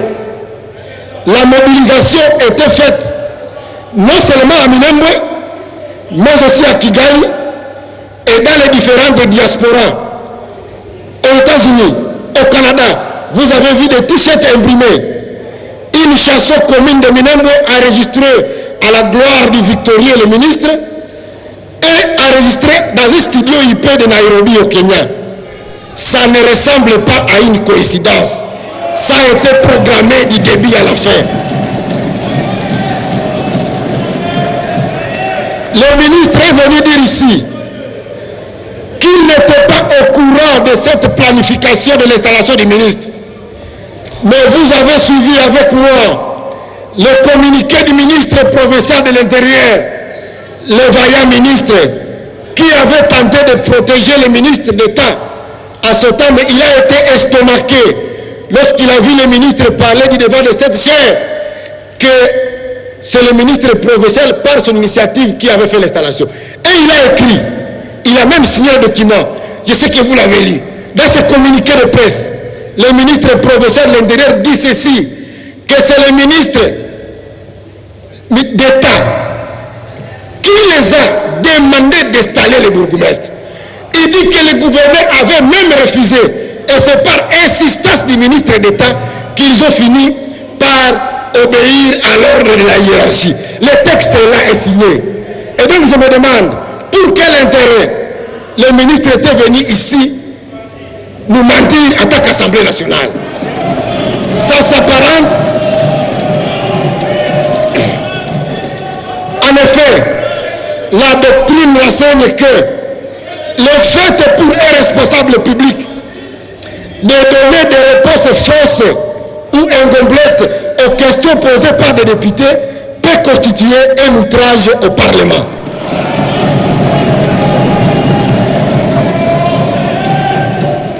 Honorable Présidente, honorable membre du bureau, des antécédents.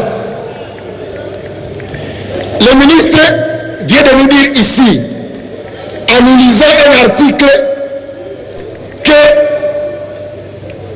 déjà avait reçu une commune, une chefferie en 1891. Si je ne dis pas un mot sur ça, ça serait vraiment dommageable pour moi.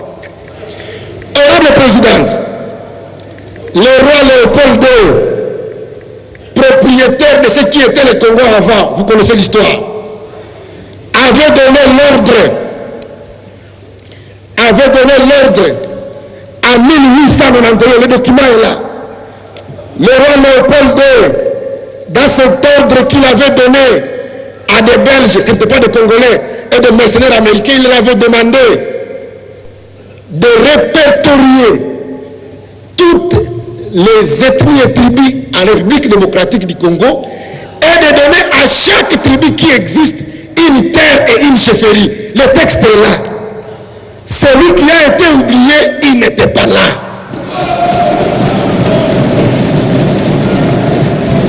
On ne peut pas falsifier l'histoire. Il y a des choses qui ont existé. Nous avons déjà voté notre constitution. Nous sommes tous des Congolais. Mais au nom de cela, on ne peut pas falsifier l'histoire. Parce qu'il y a un autre document ici qui date de 1953 où le chef de secteur de Lulenge, là où il y a Minembwe aujourd'hui, recevait des réfugiés qui fuyaient la guerre au Rwanda et a accepté de les donner asile. Ceux qui signent ces documents, c'est des administrateurs de territoire, tous sont des Belges. Le document est là. Donc, lorsque le ministre d'État le dit, que voilà, les Belges nous avaient donné une chefferie qui nous avait été ravie, il veut donc insinuer que nous aussi nous voulons récupérer des terres qui nous avaient été ravies. Quelle va être la réaction des populations locales? Deuxième antécédent, je ne parle pas du territoire de Minembwe qui avait été créé, mais est-il que ce territoire-là, qui avait été créé par le SCD, avait créé des chefferies, des secteurs et des groupements qui avaient des chefs qui n'étaient pas les chefs légitimes. On a saucissonné des secteurs qui existent depuis 1800 et on a créé de nouveaux secteurs dans lesquels on a mis à la tête des personnes qui n'ont pas de loyauté.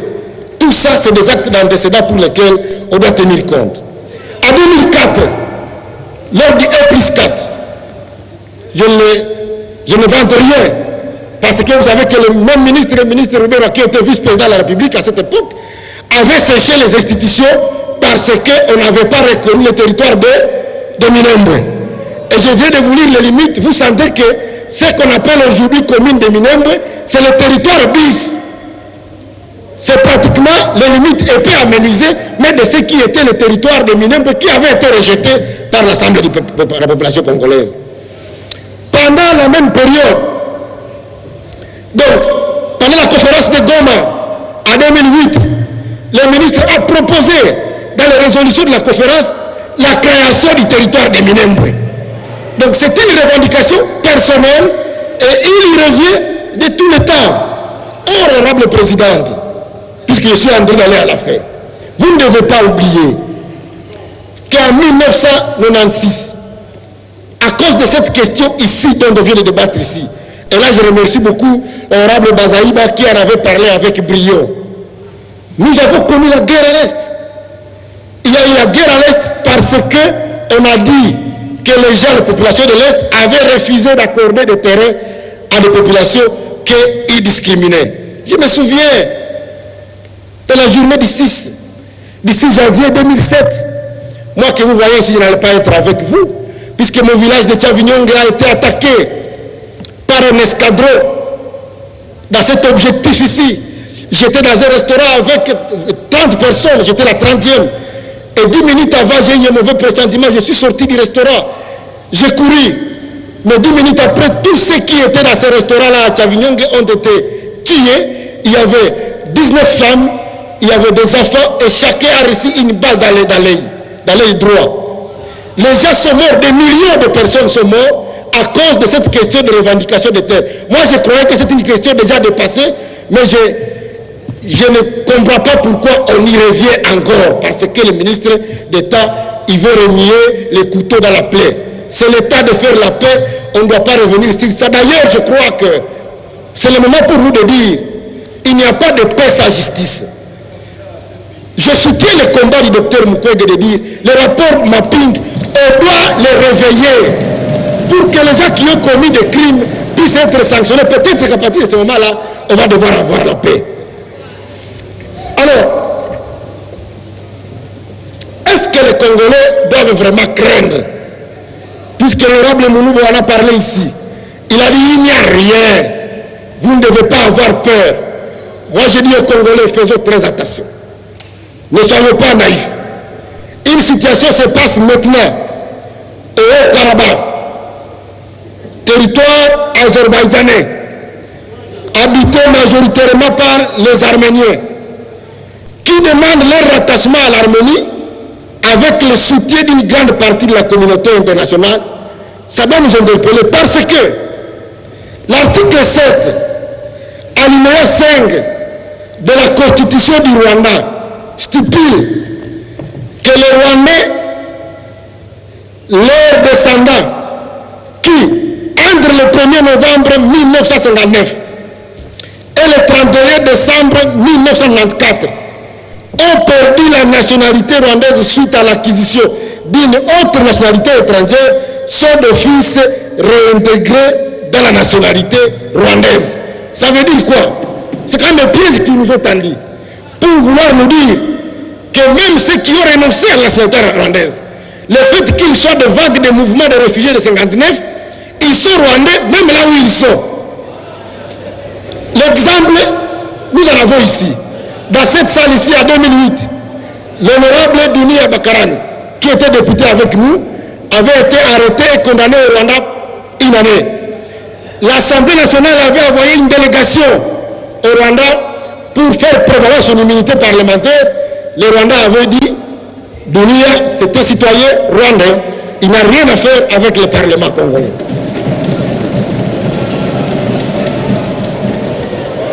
L'exemple du général Bosco Taganda, lorsqu'il a été interrogé à la CPI, il a répondu, on lui a dit, tu es de quelle nationalité? Il a dit, Ndi Munyaruganda, je suis citoyen rwandais, alors qu'il est général nommé dans l'ONG à la République démocratique du Congo. Donc, lorsque les gens disent qu'ils ont peur, parler sans tabou, ça veut dire aussi, il faut comprendre la peur des autres.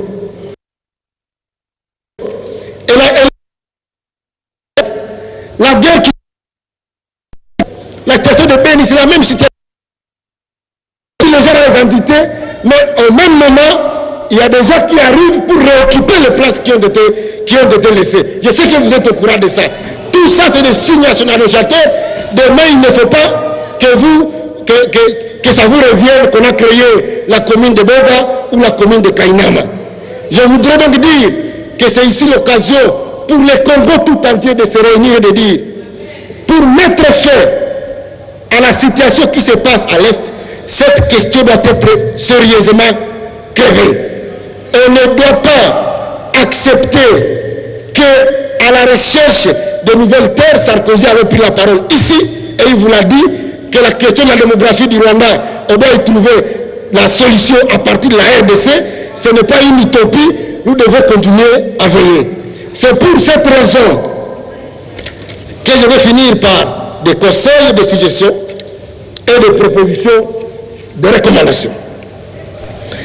Nos frères du Sud Kivu m'ont demandé de dire à son Excellence, Monsieur le ministre d'État, qu'ils sont fatigués, qu'ils veulent vivre à paix avec leurs frères congolais. Ils ont l'impression, avec le frère et sœur, je me suis beaucoup honorable Geneviève, ils ont l'impression que le ministre d'État Rouberois, pour ce positionnement politique, il continue à remuer les couteaux dans la plaie pour qu'on continue à parler de la haine tribale alors que cette haine était en train de disparaître. Il croit que vous utilisez cette haine tribale comme une marchandise politique pour vous maintenir au pouvoir. Je ne sais pas s'ils ont raison ou pas. Et ils disent, demandez vraiment au ministre en face de nous laisser vivre à paix. Nous voulons vivre la paix avec les Congolais, il faut accepter, nous sommes dans tous les business. À chaque fois qu'on revient sur cette question, ça nous préjudicie dans ce que nous faisons comme travail. Dans une interview que le ministre a accordée à Jeune Afrique, il a dit lui-même ceci: si on demande que j'ai commis une faute, qu'il y a eu conflit d'intérêt, il a dit il va démissionner de lui-même. Or, je viens de vous le démontrer, je crois qu'il va tirer des conséquences à démissionner de lui-même. C'est pas moi qui l'ai dit.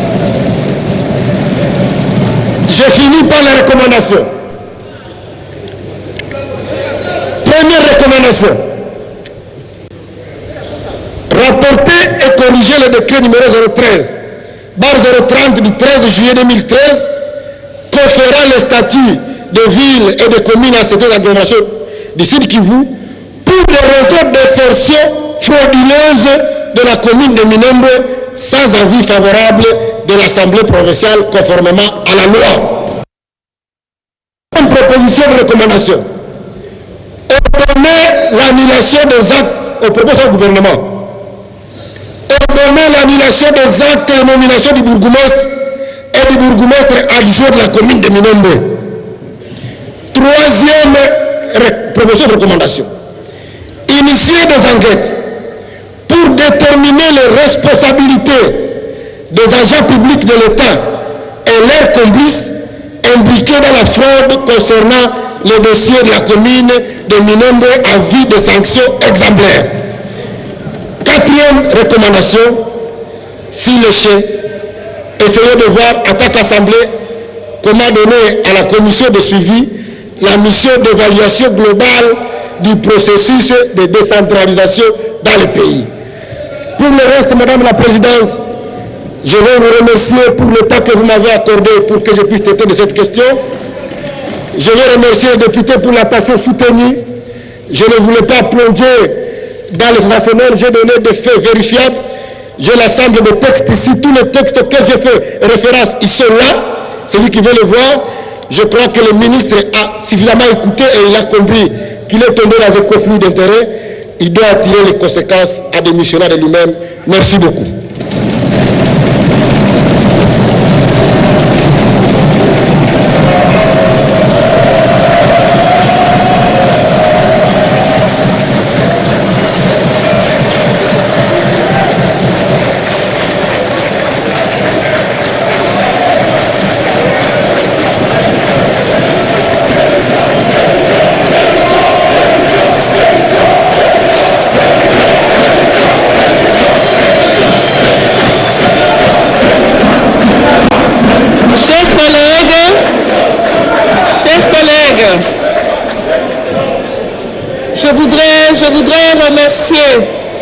Je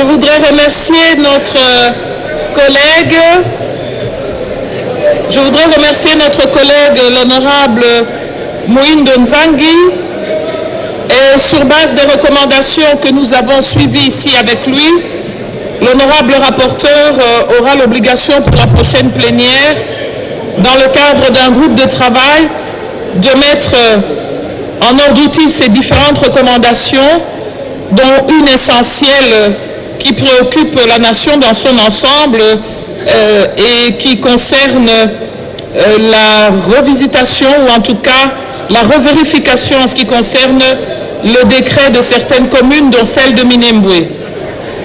Alors je tiens à remercier effectivement l'interpellateur, notre collègue Moïndo Nzangi, mais aussi tous les députés et tous ceux au travers de la République qui se sont manifestés face à cette initiative qui relève du contrôle parlementaire et qui a permis d'éclairer donc l'opinion, notre peuple, sur cette question qui a fait couler beaucoup d'encre. C'est aussi le lieu de saluer notre Assemblée nationale pour avoir abordé, comme l'a dit l'honorable Nzangi, sans tabou, dans un débat qui a connu une certaine dose de passion, mais teinté de réalisme. Et c'est cette Assemblée nationale qui a abordé ce sujet délicat, qui touche donc d'abord à la cohésion nationale, à la peur de la perte de la terre et au patriotisme des Congolais qui est solidement ancré et qui est à toute épreuve. Je peux donc reconnaître que dans ce débat, il n'y a ni opposition ni majorité. Seuls des représentants du peuple à la recherche de la vérité et soudés autour de valeurs qui ont été évoquées souvent dans ce débat, la paix, rien que la paix, le rejet du tribalisme et de l'ethnicisme et l'attachement à l'intégrité territoriale. Aujourd'hui, c'était Minembwe. Demain, ce seront d'autres sujets, peut-être ceux qu'on a évoqués sur la grève des enseignants ou le chômage des jeunes. Mais nous sommes conscients, comme Assemblée nationale, nous sommes, nous, les 500 élus légitimes du peuple mandatés pour 5 ans, conscients que nous sommes dans un contexte difficile, entaché par le Covid, mais qu'il nous faut et nous devons continuer à donner de l'espoir à nos populations par un meilleur contrôle parlementaire. Par un meilleur contrôle parlementaire, et donc on nous pose toujours la question, à quoi sert le contrôle parlementaire? Un exemple est donné aujourd'hui. Et je ne peux encore que vous remercier pour le sérieux, la responsabilité, la retenue aussi, et l'humanisme dont vous avez tous fait preuve, chacun de vos côtés, et je vous en remercie. Je pense que par cette conclusion, nous pouvons clôturer le débat sur l'interpellation du ministre d'État. Et donc, cela étant, les motions interviendront à la fin. Cela étant, nous demandons à monsieur le ministre d'État et le ministre des Relations avec le Parlement de prendre congé de nous et de nous laisser. Merci.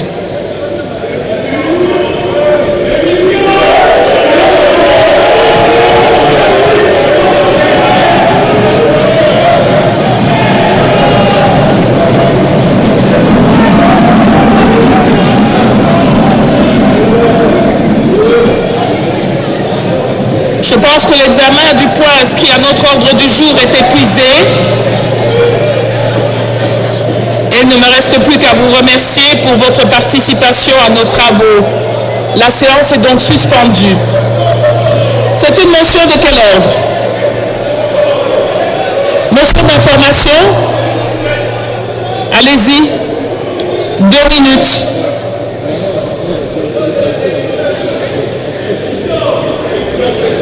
Ça porte sur quel sujet?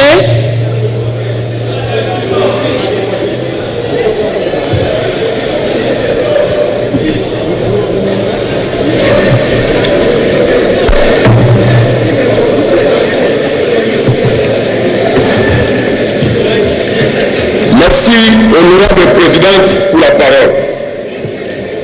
Honorable présidente de l'Assemblée nationale, honorable membre du bureau, honorable député, chers collègues, je prends la parole par la motion d'information. Je prends la parole par motion d'information en vue d'informer les honorables députés nationaux et illégitimes de notre peuple de la situation dangereuse qui se passe dans ma circonscription électorale de Bassam-Koussou, à la province de l'Équateur, précisément à Bassam-Koussou, territoire où un affrontement des fidèles musulmans vient de faire plusieurs blessés et 3 morts. En effet, depuis un certain moment, un groupe de musulmans s'est rebellé contre la hiérarchie de la communauté musulmane. Ce groupe cherche à contrôler les mosquées, les écoles dans ma circonscription électorale, mais malheureusement trouve une résistance farouche des loyalistes qui m'ont envoyé et fourni une documentation qui atteste que les autres sont des va-t-en guerre. Ils viennent de mettre à ma disposition 4 ordonnances rendues par le Conseil d'État sous le RER 125, 129, 130, 145, ainsi que l'ordonnance 525 rendue par le tribunal de grande instance de Kinshasa-Gombe, rétractant l'ordonnance 357 2-15/2020 du 15 septembre 2020 de la même juridiction. Toutes donnent raison à l'RL tchèque Abdallah Mangala Louaba. Sans aller dans le fond de cette affaire, Madame la Présidente, la province de l'Équateur est comme toutes les provinces de la République démocratique du Congo. Qu'est-ce qui se passe là-bas? Je parle ici sous contrôle de Nwabe Lokondo et Nwabe. Comment il s'appelle encore? Oh, papa.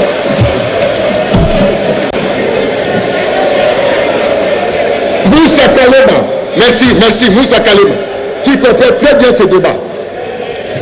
En Équateur, on ne reconnaît pas l'autorité du Conseil d'État. Il ne reconnaît pas au Conseil d'État le pouvoir de dire les droits en ce qui concerne les conflits administratifs. Le conflit qui opposait les deux ailes des musulmans a pris la fin au niveau du Conseil d'État qui a donné raison à Cheikh Abdallah Mangaza. Arrivé à l'Équateur, toutes les provinces ont obéi à cette décision légale. À l'Équateur, les autorités civiles, militaires, judiciaires ne veulent pas obtempérer à cette décision judiciaire. Comme conséquence, la journée d'hier. Honorable, c'est une motion d'information, elle peut être courte. Tout à fait, madame. Oui, à moins que vous vouliez adresser une question. Je cite, madame, je cite. D'accord. Les gens, les farouches et les rebelles veulent à tout prix contrôler les écoles et les mosquées. Arrivés à Bassakoussou, ils veulent à tout prix casser la coordination musulmane pour installer leur coordination. Alors, ils m'ont appelé. Je leur ai dit que, en vertu de l'article 28 de la Constitution, que je cite ici. Non, c'est une motion d'information, collègue. Les gens. Alors, oui, allez-y. Madame la Présidente, je vais citer. Si nous n'arrivons pas à avoir la solution, vous attendez parler de EI, d'Al-Qaïda, ça va arriver à l'Équateur. Si on ne trouve pas de solution, parce qu'aujourd'hui, depuis 6 heures du matin, les gens ont quitté Bombalo pour venir à Bassakoussou faire la guerre. Si au niveau de l'Assemblée nationale, on n'arrive pas à donner l'instruction au gouvernement central d'avoir la solution quant à ce problème, eh bien, je vous informe qu'il est mort. Je vous remercie. Collègues, je vous remercie, c'était très poignant. C'était très poignant et je crois qu'on vous a entendu. Il y a un gouverneur de la province de l'Équateur, il y a un ministre de l'Intérieur provincial et il y a un ministre de l'Intérieur national. Je vous remercie. Voilà. Nous suspendons la séance. Pour le huis clos, on s'en parlera demain, mais vous aurez déjà un message parce que demain, je pense que nous aurons la séance de collectif budgétaire.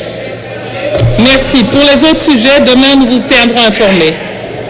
Ikitali abakeli mibeko mokomo lelo lisuki wana na nsima koyoka biyano bya ministre d'État, ministre de la décentralisation, maître Azarias Ruberwa oyo atalisi motango mwa bato bazwa mikuna na commune rurale ya Minembwe pene na nkoto nkama moko na ibale nkama motoba zomi na ibale pe atalisi ete bazwaki kalati ya bango mpona koba motango mwa baluboli ezalaki nkoto tuku basato na motoba nzoko nsima boyoka biyano bya ye ezalaki mokeli mibeko Moindo Nzangi kolo likanselina ya kotalisa makambo maike maye okati ya masolo maye atalisi ete andimi te biyano bya biso ministre d'État apesi kolandisama likambo litali commune eye ya Minembwe bongo mpo mokomo lelo likita lisuki wana mpona kotalisa ete bakeli mibeko onzela ya mokembeko Moindo Nzangi andimite biyano biso bina bien ministre d'État maître Azarias Ruberwa awuti kopesa pona mituna mie bamotunaki kata motema moye pe kata mabele maye eloko moko ingelite ya kilele cha leo ni kusema kwamba waziri wa kiserikali aliweza kabisa walipata vyeti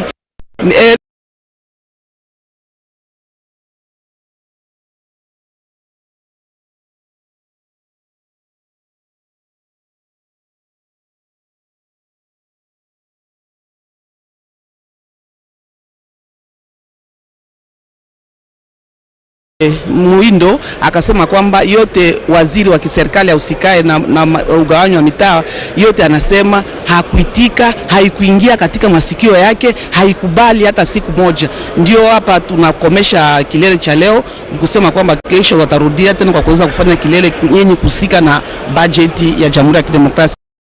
Information communiquée à nos téléspectateurs en langue nationale. Amis téléspectateurs, vous avez donc suivi la réponse du ministre d'État, ministre de la décentralisation, Azarias Rouberois, qui répondait aux questions lui posées la semaine dernière, c'était donc lundi 19 octobre, sur son interpellation de l'honorable Moindo Nzangi. Les réponses ont été données, mais à suivre l'honorable député, il n'a pas été très convaincu, il a proposé des recommandations, je crois que cela va aider le gouvernement à prendre des décisions les bonnes en cette matière. Et il est donc fini cette plénière, il ne nous reste plus qu'à vous dire merci et vous fixer rendez-vous très prochainement, mais sinon restez branchés sur les programmes de la radio-télévision nationale congolaise. Événement, le maestro de la musique africaine Fabregas, le métis noir. Événement, le maestro de la musique africaine Fabregas, le métis noir. Bonsoir la France. Ça c'est la danse du moment mondain.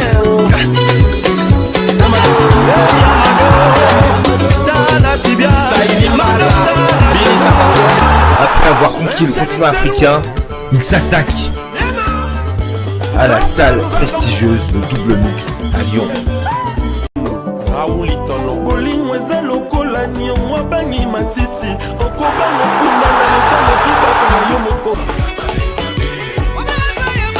Le 13 mars 2021 à 19h. Billetterie au point de vente habituel. Événement, le maestro de la musique africaine Fabregas, le métis noir. Bonsoir la France. Ça c'est la danse du moment mondain.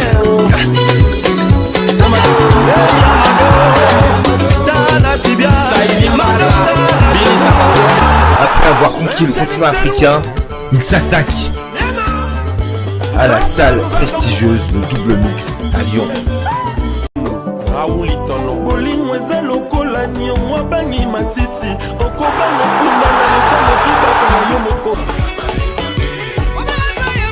Le 13 mars 2021 à 19h. On a souci à Mboka République démocratique du Congo, pe bandeko nyonso oyo ya zinga zinga, agence Espace for Less est à disposition na bino, particulièrement na bandeko na biso ya diaspora, service ya fret o eza na livraison ya 45 jours ya pamba ozwi biloko na yo na kimia pe na pete nyonso.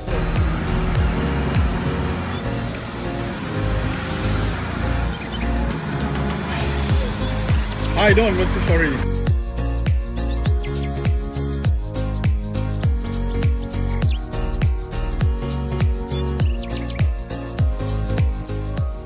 Nos adresses, Toza sur 2809, Satsuma, Driver, Dallas, TZ 75229. Agence Espace for Less, une compagnie 100% sûre avec un bon service clientèle. Yaboué Bozuaki.